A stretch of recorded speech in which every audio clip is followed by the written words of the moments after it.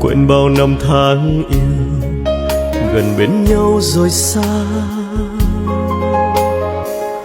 Có những lúc anh ngồi một mình đợi em, đợi người đi chẳng về, quên mất câu thề. Bỏ lại đây tình ta còn đang dở dang.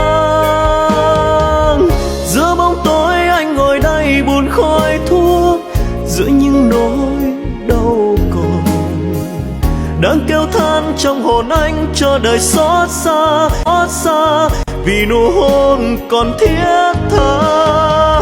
Khói thuốc trắng ly cà phê càng thêm đắng, thấm những ngón tay vàng. Tim chơi vơi theo thời gian gõ nhịp vắng em, giờ thầm chết trong